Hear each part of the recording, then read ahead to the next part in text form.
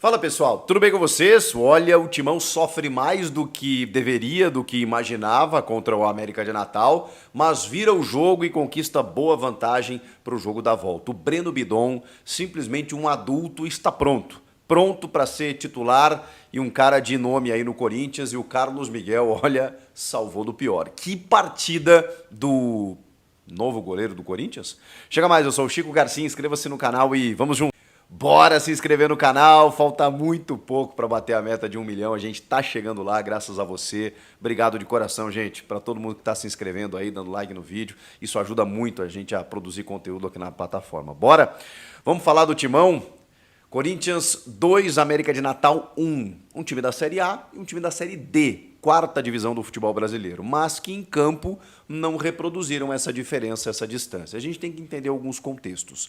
É claro que se você quiser olhar o pote meio vazio ou meio cheio, se você olhar o meio vazio, você vai entender que falta muito ao Corinthians para se estabelecer na temporada, que não pode sofrer diante de uma equipe que está na Série D do futebol brasileiro. Sofrer mesmo, obrigando o seu goleiro a fazer grandes defesas, e nem sempre ele vai conseguir, com bolas na trave, com gol anulado.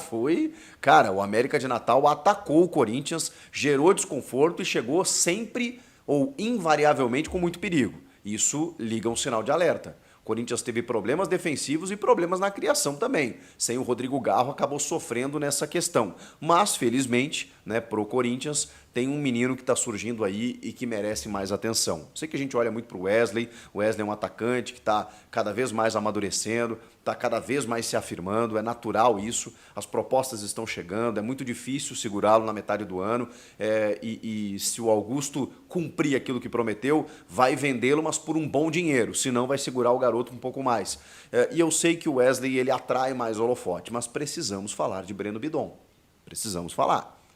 Esse moleque que foi destaque do Corinthians já na Copinha, ele chega no profissional do Corinthians como gente grande e inexplicavelmente é preterido em detrimento ao Fausto Vera em alguns jogos. Isso o Antônio Oliveira tá carimbado aí como um dos equívocos dele nesse começo de trabalho. Mas felizmente ele reconsiderou isso e desde a última partida vem colocando o Breno Bidon, dando sequência para ele, porque ele tem que jogar, ele é muito bom jogador. Ele dá a dinâmica do meio-campo do Corinthians, e na ausência do Garro, não foi o Paulinho que foi esse armador. O Paulinho funcionava horas para construir o jogo lá de trás, horas como um atacante, pisando na área, bem estilo Paulinho que a gente conhece, até por característica. Paulinho não é um armador, ele pode ser um cara que conduz o jogo, que cria algumas jogadas, mas ele é o cara que vem puxar o jogo de trás e também o cara que pisa na área, aparece na área como elemento surpresa. O Bidon não. O Bidon é um cara que dá dinâmica para o meio campo. Ele aparece para receber, ele dá um passe infiltrado, ele pisa na área, ele faz um gol dessa maneira. Na grande jogada do Wesley, ele faz um gol pisando na área, um gol... Olha, o Wesley cruza ali para trás, ele dá um taquinho meio que por elevação na bola para tocar para o fundo da rede. Gol de gente grande. Bidon está pronto para ser titular, para ser um jogador importante nesse time do Corinthians. Ele só tem a cara de criança, assim, né? Que você olha para ele, parece uma criancinha jogando no meio de adultos. Mas ele tem futebol de gente grande. Mas eu falava de que você pode olhar pelo prisma de que realmente o América de Natal deu mais trabalho do que imaginávamos. E aí você tem que entender que o Corinthians, vou fazer essa ressalva, de que o Corinthians ainda está em reformulação, ainda está em reconstrução, o Antônio está tentando achar um time ainda, sim, isso ainda está acontecendo, ele tinha o desfalque do Garro, e ao mesmo tempo você tem que entender que o adversário jogava em casa no jogo da vida, né? Os caras deram a vida para jogar contra o Corinthians, começaram numa volúpia muito grande, depois o Corinthians equilibra um pouco as ações, termina o primeiro tempo, os caras vêm num amasso para cima do Timão, e aí o Carlos Miguel segura o resultado ali no finalzinho do primeiro tempo, vem o segundo tempo, aí tem bola na trave, tem não sei o quê, mas o Corinthians se impõe e tem a força para virar o jogo. E depois ainda foi trocação, né? Só que aí no finalzinho do jogo o América começa a perder até no aspecto físico, né? E aí o Corinthians meio que controla a partida. Mas era natural que isso fosse acontecer, os caras jogando em casa com o apoio da torcida, sabendo, né, da dificuldade do jogo e que tem o jogo da volta na Neoquímica Arena, você vai em busca do resultado para tentar fazer o máximo possível dentro da tua casa e levar alguma vantagem que seja para o próximo jogo, nem que seja um empate, para tentar, né, botar um ônibus, estacionar um ônibus na frente da área e levar para pênaltis. Era o objetivo do América de Natal. e eles não conseguiram. Mesmo assim, agrediram, ameaçaram, e aí você pode olhar das duas formas. Eu me preocupo um pouco, porque mesmo os caras jogando tudo isso e tudo mais, todo esse contexto, eles chegaram muito mais do que deveria. Mas, ao mesmo tempo, preciso entender que também do outro lado tem um adversário que quer ganhar o jogo, né? Acho que você pode olhar das duas maneiras. Eu acho que você consegue ser um pouco equilibrado na análise e pensar o seguinte: bom, tá bem, tem o fato de que temos um goleiro para isso, né? Lá estava o Carlos Miguel, mas ao mesmo tempo vamos apontar aqui, fazer alguns apontamentos aqui e provavelmente isso será plano de análise para o Antônio Oliveira corrigir a partir da sequência. Mas é assim, o América começa o jogo, os primeiros 15, 20 minutos no campo do Corinthians, buscando já o seu gol. Carlos Miguel fazendo belíssimas defesas, boas defesas, até que os caras conseguem um gol num desvio, né? O cara chuta lá do meio da rua, com espaço, com liberdade, a bola desvia e ele estava na bola. Tem uma câmera de trás, de frente, assim, que o Carlos Miguel faz o movimento direitinho da direção da bola, só que aí desvia e acaba matando o goleiro. Mas aí o Corinthians consegue a virada na jogada individual do Wesley, primeiro pelo lado esquerdo, ele recebe a bola, vai para dentro, cruza para trás e Breno Bidon pisando na área para empatar o jogo. Vem o segundo tempo, aliás, antes disso, final do primeiro tempo, Carlos Miguel, 1, 2, 3, cara, pelo menos umas 3 defesas difíceis.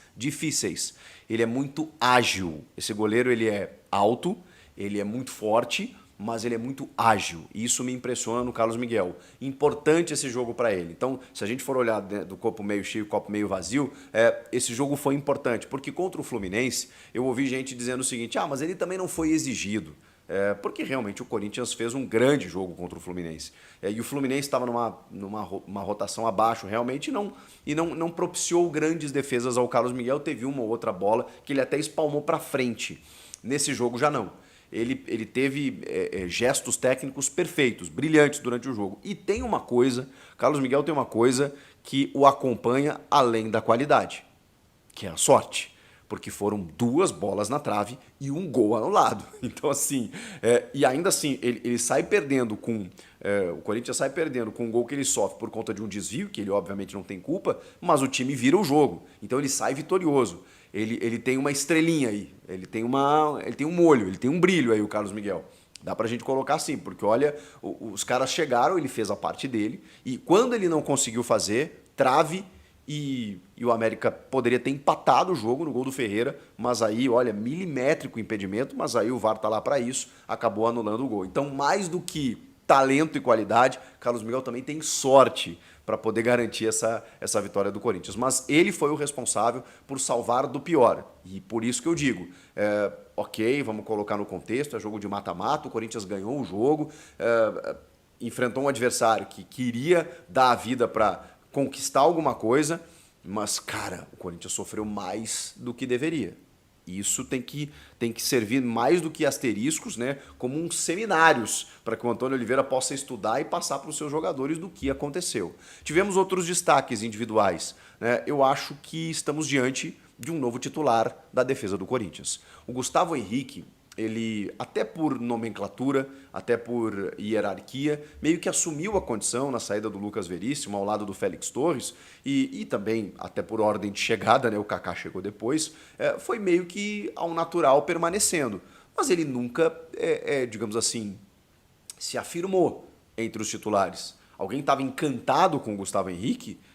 Não acho que era o caso. Acho ele um bom zagueiro, mas o Kaká está fazendo jus. Está fazendo por merecer. E não é só pelos gols, mas é também pelos gols. Quando você tem uma arma ofensiva com um zagueiro que apara bem cruzamentos, como é o caso dele, em 2 jogos seguidos agora, pô, em 6 jogos ele tem entrando, né, não necessariamente como titular, e 2 gols, é uma marca importante.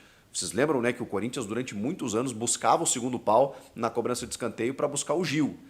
Cara, o Gil fazia um golzinho que outro, até na reta final do ano passado ele até fez mais gols do que se imaginava, né? Mas em muitos cruzamentos o Corinthians desperdiçava, porque o Gil tentava atacar aquela bola, ele era muito bom na bola aérea realmente, mas o Kaká, cara, tá se provando ser um cara muito efetivo. Então, assim, ele tá bem na defesa também, eu acho que isso é bom a gente dizer, ele tá seguro, ele tá tranquilo, tá casando bem com o Félix Torres e tá muito bem no ataque. Então eu acho que estamos diante de um novo titular da defesa. Os laterais merecem também uma atenção pelo lado negativo, porque, caramba, que problema a ser corrigido. No primeiro tempo, exatamente por essas chegadas do América de Natal, nós vimos o Matheus Bidu ser uma avenida. E aí fica aquela história do jogador que não joga é o que tem que jogar, né? Quando joga o Hugo, a gente fica pedindo o Bidu. Quando joga o Bidu, a gente sente saudade do Hugo. E o Palácios é um jogador fantasma, né? Que ele chega, joga 15 minutos e desaparece, evapora. Toma chá de sumiço e nunca mais ninguém viu falar no Diego Palácios. Então, assim, o Corinthians vai ter que resolver essa questão. Vai ter que ir ao mercado na janela. Não vai ter jeito. Ou vocês acham que até lá volta o Palácio? Pode ser que volte, não sei. Eu já não conto mais. Ou inventar alguma coisa. O Antônio mesmo tentou o Caetano por ali, sei lá, alguma coisa. Porque não dá. E o Mateuzinho, falei dele alguns jogos, que, pô, é um cara que na entrevista coletiva eu me emocionei com ele, o cara muito Corinthians, queria jogar no Corinthians, o cara fez força para jogar no Corinthians, tá tudo certo. Mas ele não se achou ainda. Ele precisa de um GPS, precisa de um Waze, assim, né, para se localizar, porque ele tá meio atabalhoado, meio atrapalhado, meio nervoso, meio, sabe, aí toma um cartão. E aí no segundo tempo até o Lazzaroni / Antônio, né, porque o Antônio estava suspenso, começou a fazer algumas trocas.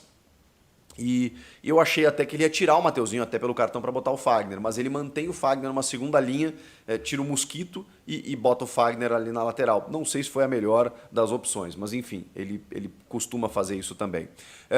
Precisamos falar de Paulinho. Paulinho jogou quase 90 minutos, sai só no finalzinho para a entrada do Guilherme Biro, sai na frente da torcida ovacionado pela galera e eu gostei do jogo do Paulinho, gostei, de verdade.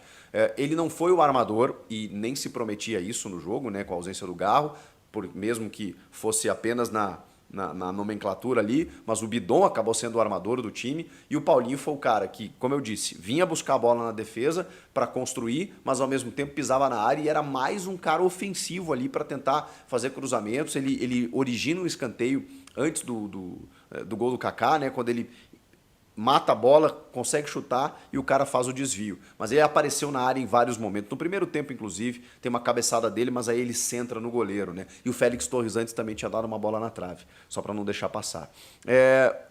Muita gente imaginou que o Antônio pudesse escalar o Pedro Raul, né, como centroavante fixo nesse jogo, abrindo pontas, né, ou botando o Wesley e o Romero, já que o Pedro Henrique, né, teve detectado uma lesão realmente. Mas não, ele coloca o Romero e abre Mosquito e Wesley. Gostei. No segundo tempo, aí ele tenta o Pedro Raul, porque ali o Corinthians estava tentando cruzamentos para tentar buscar um terceiro gol, enfim, natural. E o Giovani, né, que a gente estava não vendo tanto nos últimos jogos, ganha uma oportunidade, ele entra no lugar do Wesley mais lá na reta final. Falei de todas as trocas aqui? Acho que sim, né? Tô aqui conferindo aqui o scout aqui só para não deixar passar nada para vocês. Mas assim, para resumir, Carlos Miguel, um monstro, Breno Bidon, gigante, Paulinho, gostei. Laterais foram mal.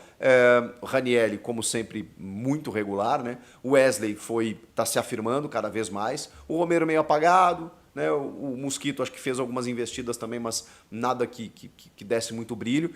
E contra um adversário que realmente ofereceu muitas dificuldades ao Corinthians, mas o mais importante de tudo, o Corinthians conseguiu a virada, conseguiu a vantagem. Estamos falando de um confronto de mata-mata, em que agora vem para decidir em casa com uma vantagem de 1 gol de diferença. Tem que olhar por esse lado também. Por isso, importante, necessário e com o time em constante evolução com essas trocas que o Antônio faz desde o jogo contra o Fluminense, né? Uma troca no gol, inclusive, uma troca, manutenção do Breno Bidon, até entrou o Fausto Vera, né? Tinha esquecido dele, no lugar do Ranieri. Mas o Breno Bidon mantido.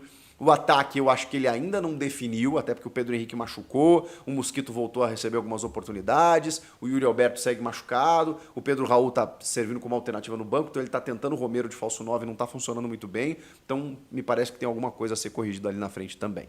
Questões do jogo que eu abordei nesse vídeo aqui, quero saber se vocês concordam, quero ouvi-los agora aqui no chat, então comenta aqui. E inscreva-se no canal, hein? Tô aguardando a sua inscrição, eu volto na próxima. Tchau, pessoal!